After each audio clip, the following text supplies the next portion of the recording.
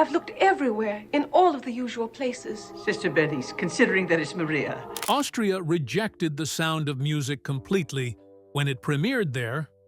Critics called it American propaganda disguised as history. The film erased the real story of Nazi occupation, ignored Jewish suffering, and showed Austrians as reluctant when 200,000 actually cheered Hitler's arrival. Even today, locals hate the tour buses and call the movie kitsch. The song everyone thinks is Austria's anthem? Two Americans wrote it in 1959. Austrians had never heard Edelweiss before the film. Everything you love about this movie is a lie designed to fool the world. The real Von Trapp story didn't start with danger or politics at all. It began quietly in 1927, long before anyone imagined mountains or escapes. Maria von Trapp was hired only to help one child, little Maria Franziska, who was recovering from scarlet fever. She wasn't brought in to guide all 7 children. She met Baron Georg von Trapp at the Nonnberg Abbey in Salzburg and agreed to stay for a short time. But something unexpected happened. She married Georg in 1927, a full 11 years before Austria's annexation in 1938. Their world was calm then, with no signs of the storm that was coming. Their musical journey even started in the early 1930s. They sang long before the Anschluss ever touched their lives. Records from the U.S. National Archives confirm that those early performances helped shape the family before history pushed them in a different direction. Maria later spoke with a kind of honesty that people weren't used to hearing. In 1980, during an interview with The Washington Post, she said she did not fall in love with Georg right away. She explained it so simply. She married him because the children needed a mother. Love came later, slowly, gently. Over time it grew as they lived together and raised their family. People magazine repeated her words, showing how different the truth was from the movie version. There was no instant fireworks romance. There was commitment first, then affection that deepened year after year. It paints a picture of 2 people who built something strong, not something fast. Maria also talked about what she was like before all of this. She joked that she was the worst you could imagine inside the Nonnberg Abbey. She ran down quiet halls when she wasn't supposed to. She climbed roofs. She slid down banisters. She moved through that silent space with a restless energy that didn't match convent life at all. This wasn't the gentle, calm Maria that the film showed. This was a bold young woman trying to find herself. Interviews and biographies describe her with that same lively spark. It makes her real in a way the storybooks never captured. Years later, a different kind of magic took shape far from Austria. Rodgers and Hammerstein created The Sound of Music, and in 1959, it opened on Broadway. People fell in love with it almost instantly. It won 6 Tony Awards, including Best Musical. It held the top spot on the Billboard charts for 16 weeks. The show ran for 1,243 performances and became part of American culture. Songs like Do Re Mi turned into something bigger than a simple melody. When you sing, you begin with Do Re Mi. Do, re, mi. Do Re Mi. They became pieces of childhoods, memories, and traditions. The musical carried the Von Trapp story into a new world long before the film made it immortal. The real escape was nothing like the film's final scene. There were no mountains, no late-night run, no hiding. The Von Trapps simply walked onto a train. They said they were going to America for a singing job, and no one stopped them. From there, they traveled to Switzerland, and then moved toward a new life in the United States. Several documentaries, along with historians, confirm this simpler version. It was quiet and brave in its own way. And even though the movie made the escape thrilling, the truth shows a family using their talent and courage to step into the unknown. Julie Andrews entered the picture next, though she didn't know her name would become tied to the role forever. In early 1964, director Robert Wise and screenwriter Ernest Lehman already saw her as their first and only choice for Maria. They went to Disney Studios to watch unseen footage from Mary Poppins, which hadn't even been released yet, just to be sure she could carry the film. At the time, she had only 2 films completed, and neither had reached theaters. Hiring her was a risk. Her total pay for The Sound of Music and another Fox movie was only $225,000, with no profit share. Later, after her success, some studios offered her $1 million. But by then, she had already become the Maria everyone remembers. The children's roles were just as competitive. More than 200 young actors auditioned. Big names like Mia Farrow, Kurt Russell, Patty Duke, Leslie Ann Warren, and Terry Garr all tried. Mia Farrow was 20 and auditioned 3 times for Liesl. Russell was only 13 and tried for one of the younger boys. Director Robert Wise felt Mia had a sweet presence, but not enough energy for Liesl's dancing scenes. The competition was fierce, and so many future stars were turned away. Charmian Carr won the role instead, even though she wasn't a trained actress. She was 21, working part-time in a doctor's office and modeling a bit on the side. A friend sent her photo to Wise without telling her. Suddenly, she was in an audition room, and soon after that she was Liesl. Wise changed her last name because he thought Charmian Farnan was too long.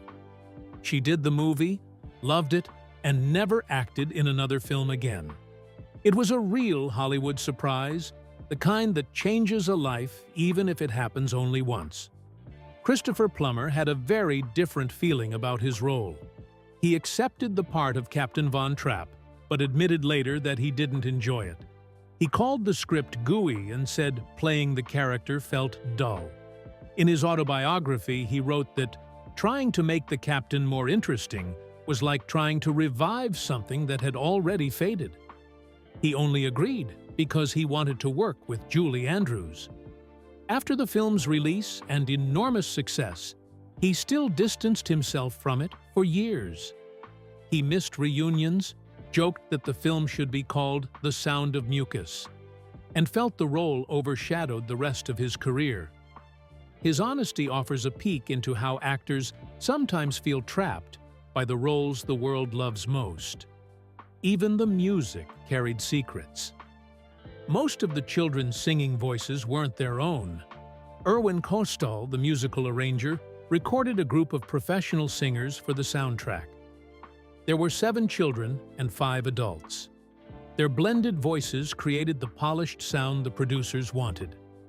The only moment where the real child actors sang on their own was the scene where they perform The Sound of Music after Maria leaves. Charmian Carr once said that their voices were still in the mix, but supported by others for strength. It was normal for musicals of that era, but many people never knew that the voices they adored were layered with other performers. The city of Salzburg didn't love the filming at first. When the crew arrived in 1964, locals felt the story was too sentimental and too American. Salzburg prided itself on Mozart, not on a Hollywood musical about nuns and Nazis. Some politicians and local theaters complained that it might make their city look silly or inaccurate. Even the famous Marionette Theater refused to lend puppets, so the studio built new ones with American puppet makers. Many locals disliked how the movie implied that almost everyone except the Von Trapps supported the Nazis. It took decades for the city to warm up to the film. Their first local stage version didn't open until 2011, long after the movie had become a global treasure. Filming itself was a battle. The team planned 6 weeks in Salzburg. Then the weather exploded. Rain turned roads into mud and delayed everything. What was meant to be 6 weeks stretched into 11. Shooting began on April 23, 1964, with more than 250 crew members trying to capture perfect scenes. Instead, they dealt with floods, storms, ruined audio, and ruined schedules. By the end of September, they had spent over 5 months filming just 83 scenes. Post-production suffered too, since many lines had to be re-recorded because the weather made the audio unusable. Hollywood crews talked about this shoot for years afterward because of how tough it was. The Do-Re-Mi sequence became its own legend. It took almost 2 months to finish. The team needed sunlight for each shot, and Salzburg's skies refused to cooperate. They filmed across 9 different locations, running from one place to the next whenever the clouds broke. Julie Andrews and the children shivered through cold mornings, sudden rain, and endless delays. Debbie Turner, who played Marta, even lost her baby teeth during the shoot.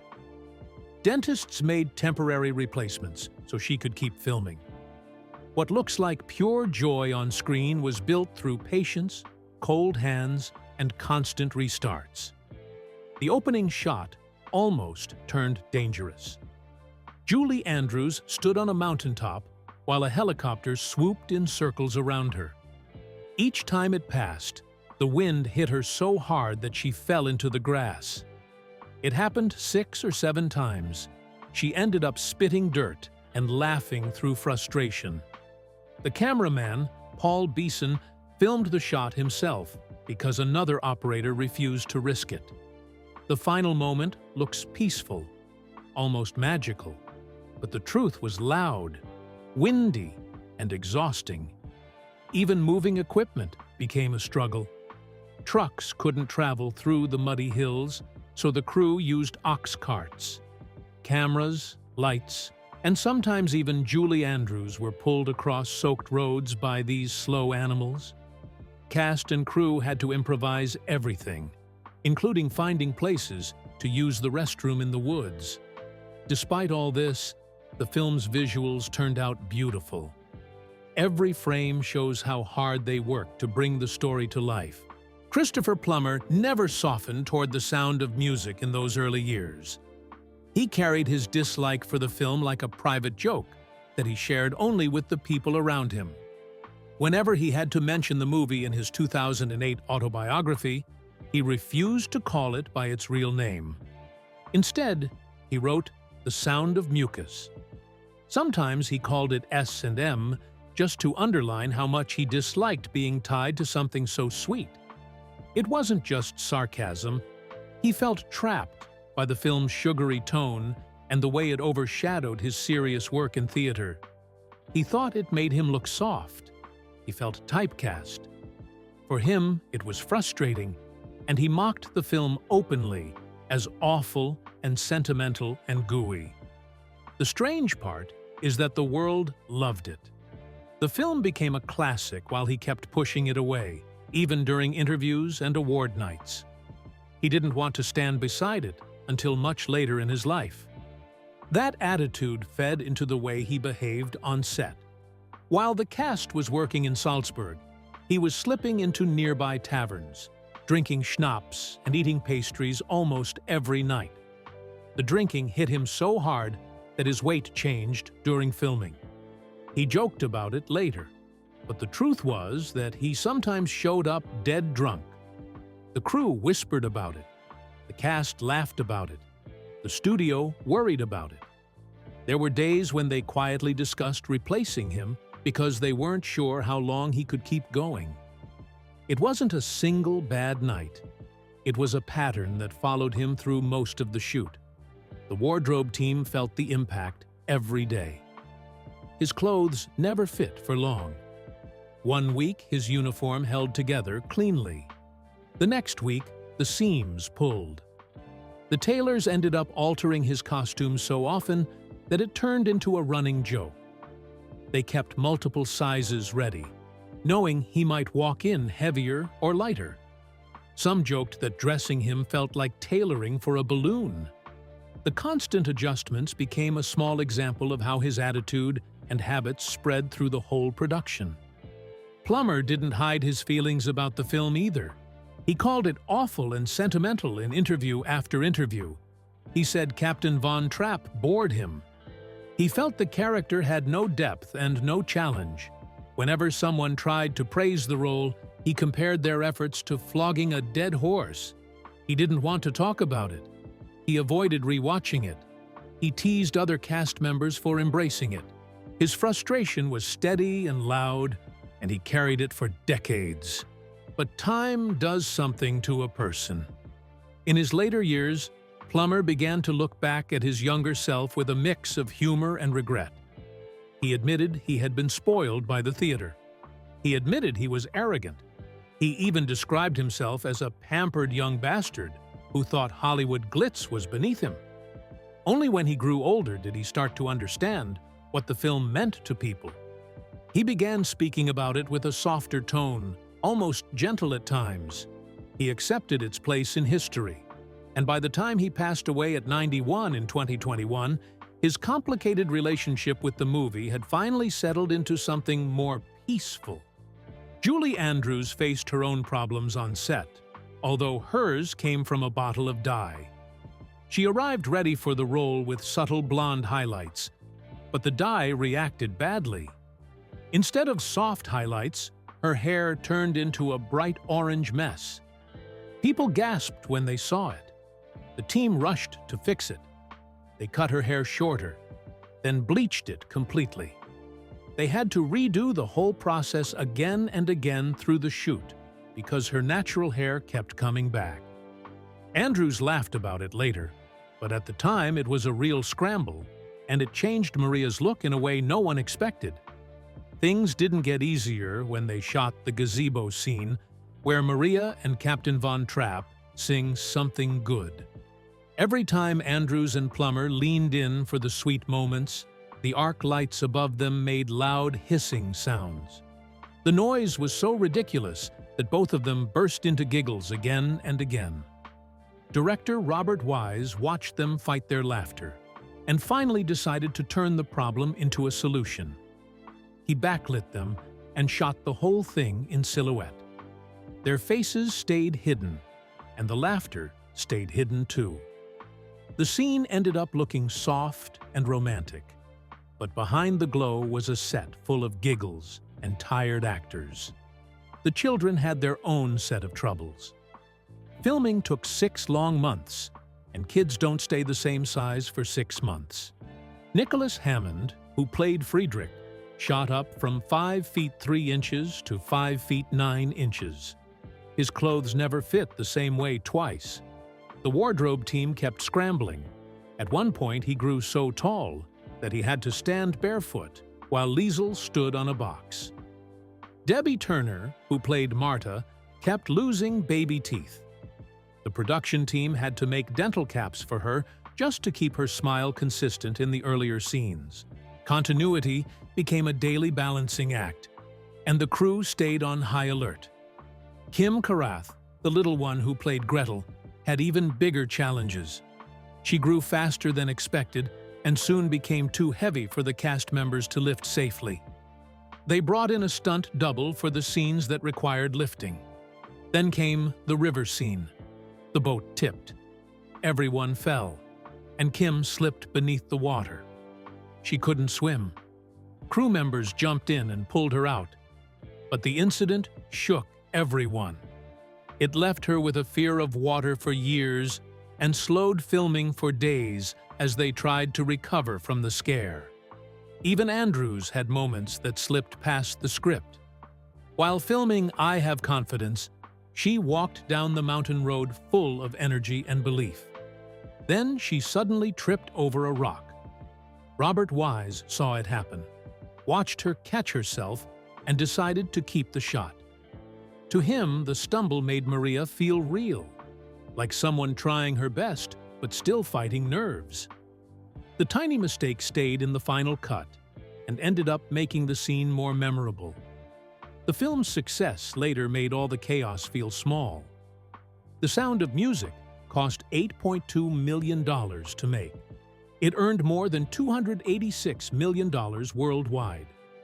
When adjusted for inflation, the total sits close to $1.3 billion. It became one of the highest-earning films ever made.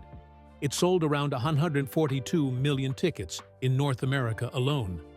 Its legs, the distance between opening weekend and total gross, stretched past 100. Month after month, audiences kept coming, and the film didn't slow down. Its success didn't just make history, it saved a studio. By the early 1960s, 20th Century Fox was sinking under the huge losses from Cleopatra, which had cost them about $15 million. Bankruptcy hovered over them. They even had to sell part of their backlot to stay alive. Then, The Sound of Music arrived. It premiered on March 2, 1965, and the money changed everything. Fox paid off debts. The studio steadied. The film gave them enough breathing room to survive the decade and build toward later hits like Star Wars. The run of the film became legendary. In the United States, it stayed in theaters for 4.5 years. It began in March 1965 and kept playing until Labor Day in 1969.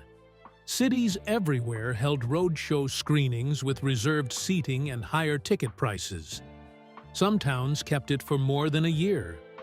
Calgary showed it for 72 straight weeks. No film before or after matched that continuous run in North America. Then came the awards. At the 38th Academy Awards in 1966, The Sound of Music won 5 Oscars. Best Picture, Best Director for Robert Wise, Best Film Editing, Best Sound, Best Music Scoring for the adaptation. Wise wasn't even there because he was already filming The Sand Pebbles, so Saul Chaplin accepted for him. Julie Andrews, fresh from her Best Actress win the year before, was there to watch the celebration unfold. Time kept proving the film's strength.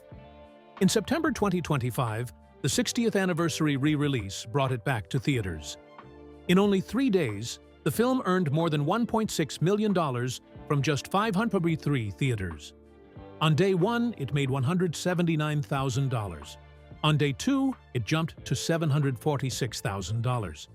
By the end of the weekend, it had crossed $1.6 million.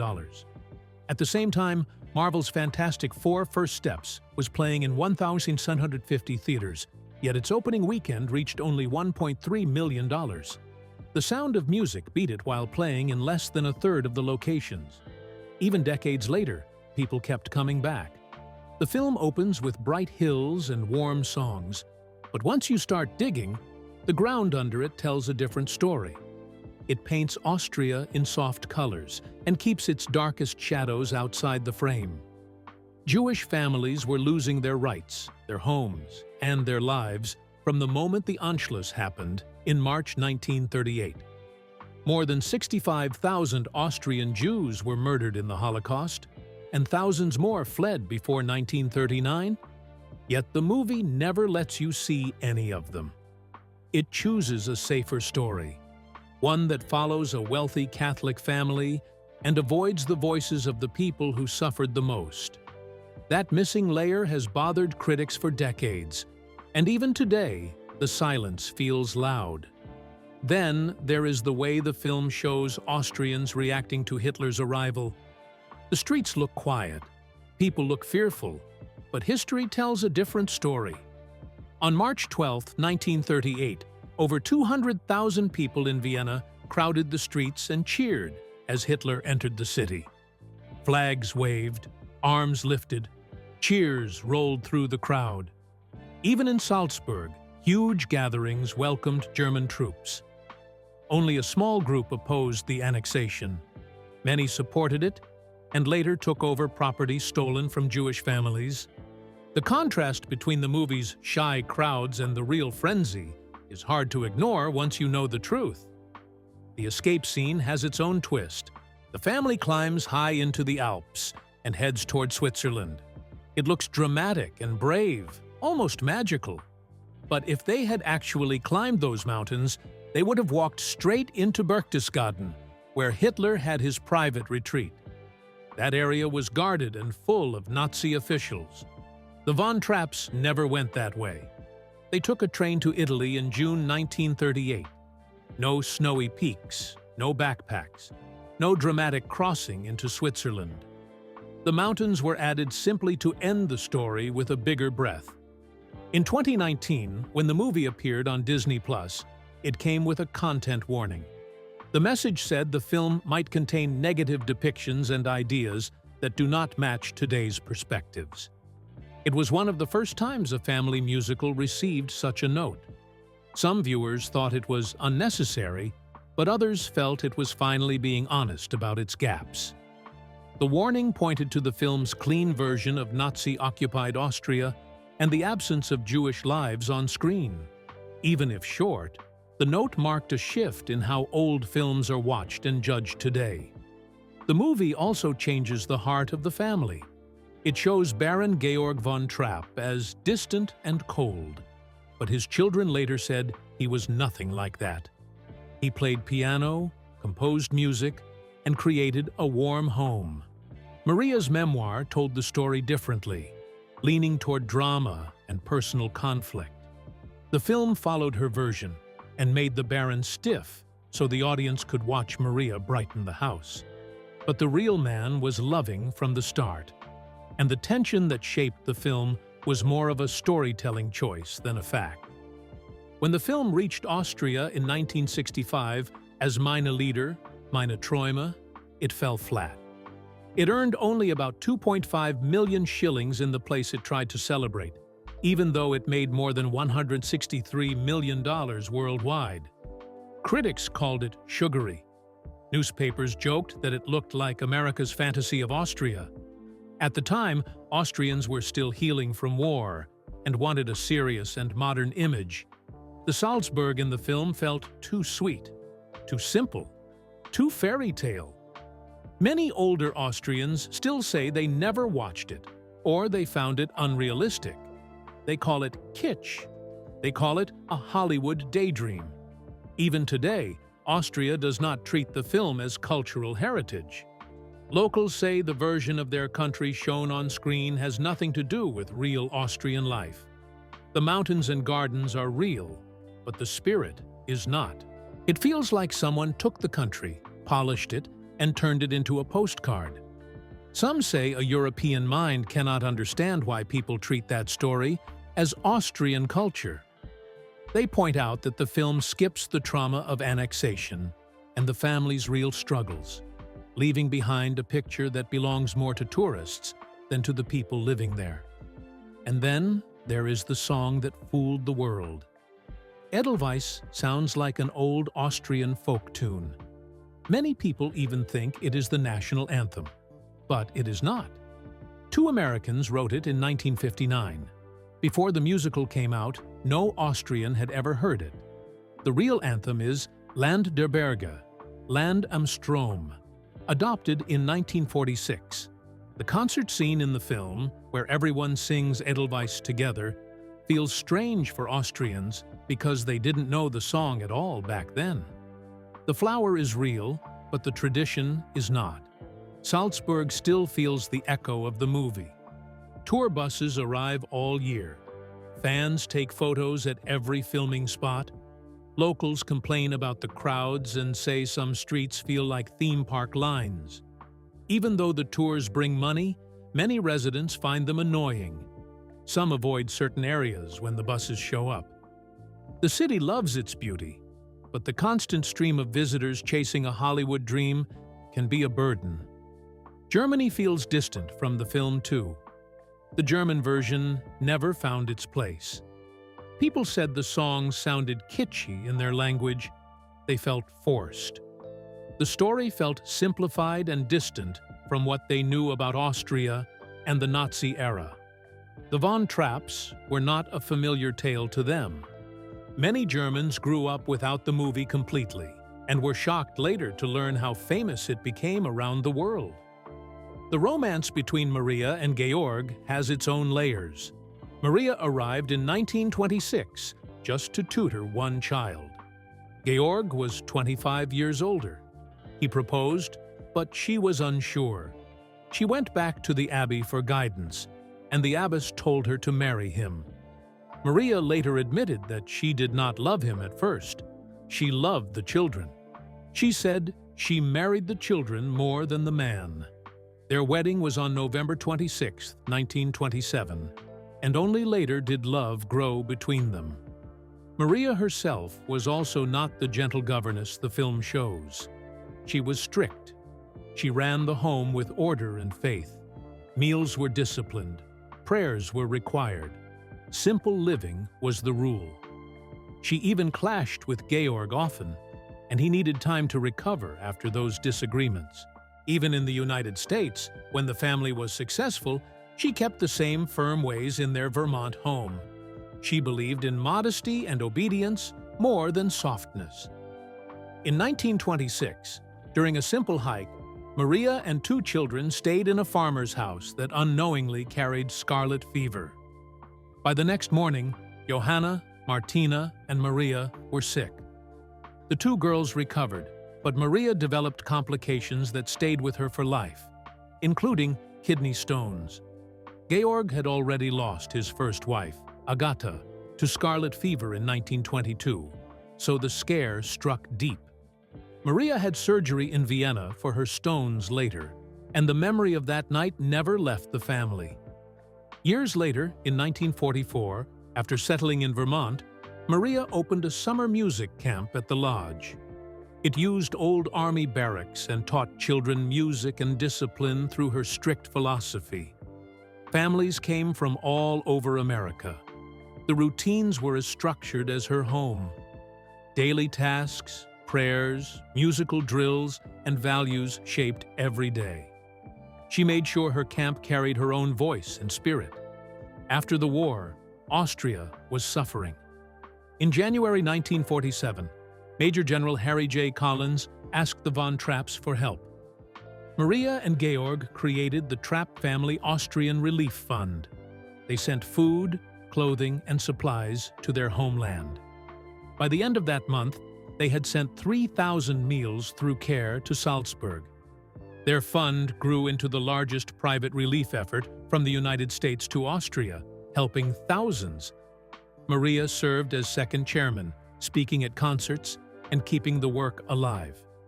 It became one of the most meaningful parts of her life and showed a connection to Austria that went far deeper than the movie ever revealed.